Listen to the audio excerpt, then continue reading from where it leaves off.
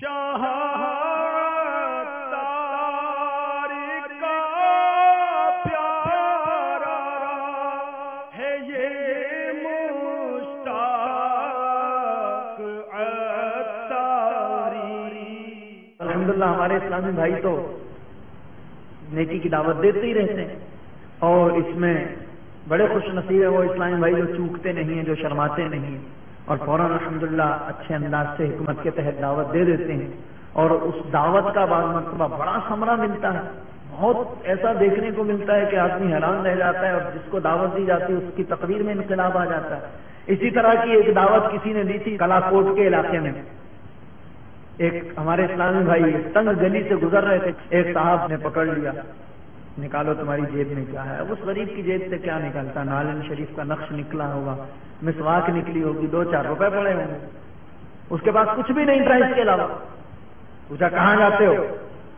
کہنے لگا وہ آگے گلی میں اجتماع ہو رہا ہے، مولانا الیاس قادری صاحب آ رہے ہیں۔ پھر ہمت کی ڈرتے ڈرتے، آپ بھی چلو نا، دعوت دے ہی ڈالی نا۔ اسی لیے تو حضرت صاحب فرماتے ہیں نیکی کی دعوت دینے میں چوکا نہیں کرو، نیکی کی دعوت دیتے رہو۔ دعوت دے ڈالی، پتہ نہیں اس کے دعوت دینے میں کیا اخلاص تھا، کیسی وہ گھڑی تھی، کس طرح اس نے کہا ہوگا کہ وہ بدماش شخص جو ابھی لوٹ رہا ہے، کہنے لگا چلو ہم بھی چلتا ہے۔ وہ گیا، جس اجتماع میں گیا وہاں ایک اللہ کا ولی بیان کر رہا تھا، حضرت صاحب بیان فرما رہے تھے، تو نگاہ ولی میں وہ تاثیر دیکھی، بدلتے ہزاروں کی تقدیر دیکھی، اس کی بھی تقدیر میں انقلاب آ گیا۔ اس نے بیان سنا، دل کی دنیا زیر و زبر ہو گئی۔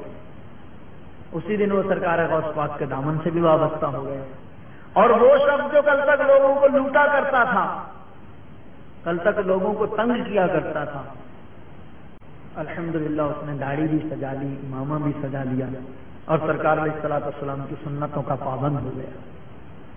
تو ہمارے اسلامی بھائی الحمدللہ دعوت جو دیتے ہیں تو یہ ہمارے خیر خواہ۔